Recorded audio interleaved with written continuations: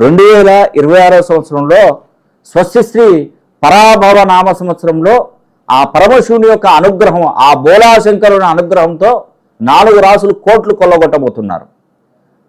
ఎందుకయ్యా ఇవన్నీ చెప్తావు? అసలు మేము వినేవాళ్ళం అయితే నువ్వు ఎన్నైనా చెప్తావు, నీకు నోటికి అదుపు ఉండదు, మేము వినడానికి మాకు ఇది లేదు అన్నట్టుగా అంటారు. అలా అనుకోద్దండి, ఎప్పుడు దయచేసి అనుకోద్దండి.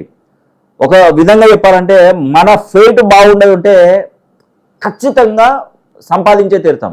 మన ఫేట్ బాగాలేకపోతే మనం ఎంత కష్టపడినా బూడిదలో పోసిన పన్నీరు అయిపోతుంది. నేను చెప్తున్నానండి, 2026 స్వస్తిశ్రీ పరాభవ నామ సంవత్సరంలో కోట్లు కొల్లగొట్టే రాశులు ఆ పరమశివుని సాక్షిగా చెప్తున్నాను. మీ జీవితంలో గొప్ప మార్పు రాబోతుంది. తులారాశి, వృషభ రాశి, కుంభరాశి, సింహరాశి 4 రాశులండి. 2026 స్వస్తిశ్రీ ఈ యొక్క పరాభవ నామ సంవత్సరం నుండి మీ జీవితంలో ఒక వెలుగు నిండబోతుంది. నిజమేనండి, ఇప్పటి వరకు మీరు అన్ని కష్టాలు పడవచ్చు, ఆర్థికంగా వెనకబడిపోవచ్చు, మానసిక ఒత్తిడి పెరిగిపోవచ్చు, పనులన్నీ ఆటంకాలు జరగవచ్చు.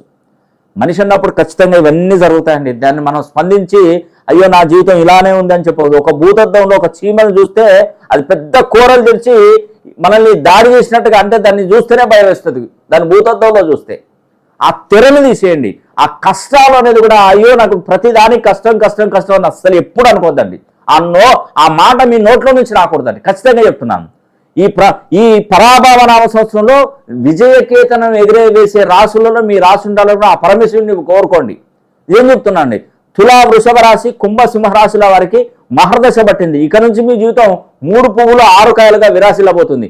ఒక్కసారి మీ పేరులో ఉన్నటువంటి సంఖ్యాబలం మినిమం కొన్ని డిగ్రీస్లో పేరు చేంజ్ చేసుకోగలిగితే మీ కష్టాలన్నీ గట్టెక్కినట్టేనండి.